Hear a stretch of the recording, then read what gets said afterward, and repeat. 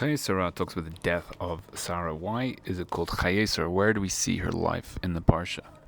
Abraham's avoda is to be the Av of the nations, and he brings everybody under the canopy of Hashem. And the stories that he brings the people into his tent, and he makes them thank Hashem. That's his name, Av Amon Goyim. But Sarah is from Shrara. Shrara is that the nations will be just Mishartim to Israel, that the nations will serve Israel.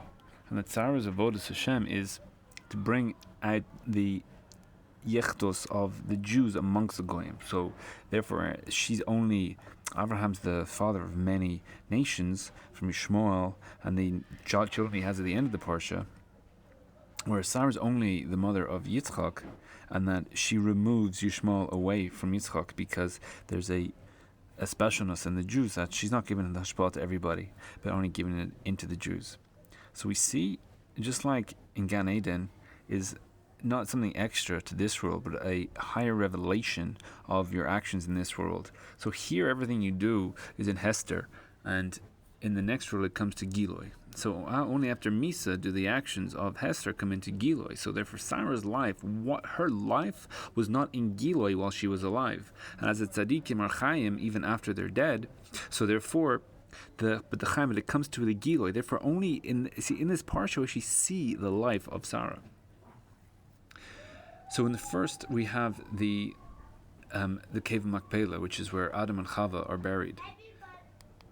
And this would seem to say that the cave of Machpelah would be shaykh for all the nations. So comes Abraham and he buys it only for the Jews, only for him and Sarah.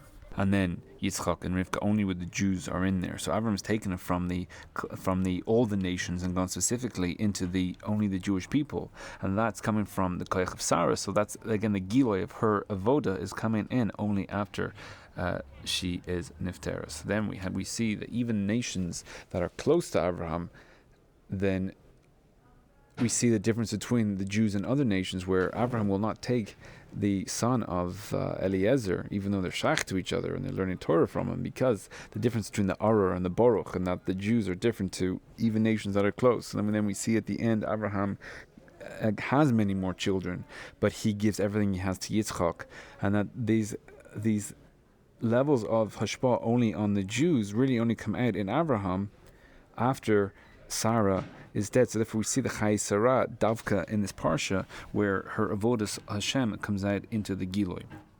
Now there's a Rashi when Abraham is buying the cave, and it says Ger v'toishav, I'm with you.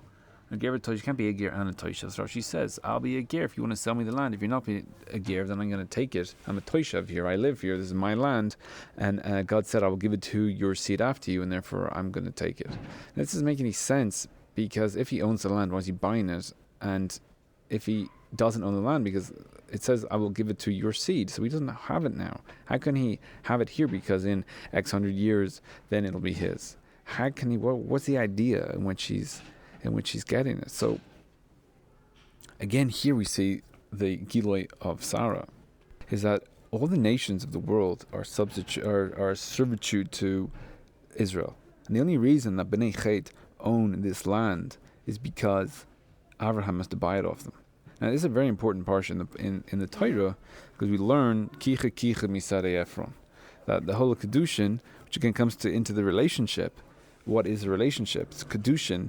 That we learn from Sadei Ephron. So therefore, the Chitas have to own the land in order for this parsha in the Torah to come out. If Abraham came and he conquered it, or he took it, or God gave it to him, so therefore he wouldn't have this kinyan.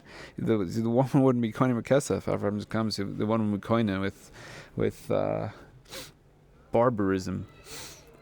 So this is an important parsha of the Torah. Therefore, Bnei Chet have to own it. Why do they own it? Because the Iker is Israel and the Torah, and therefore they have their chelik in Torah by owning the land and selling it to Abraham.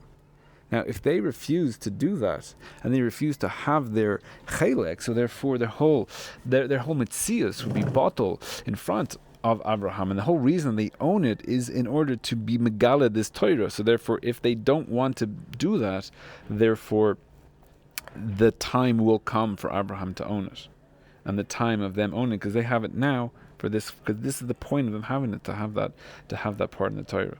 So therefore, there's that. If they can take their chiluk in the Torah, and therefore he'll buy it off them. But if they refuse to do that, so therefore their time they'll be misvatal by themselves. They won't be their whole point of existence will just cease to exist, because the whole point of all the other nations is to be shaimish and to be misharer, to be Sarah to the Jewish people.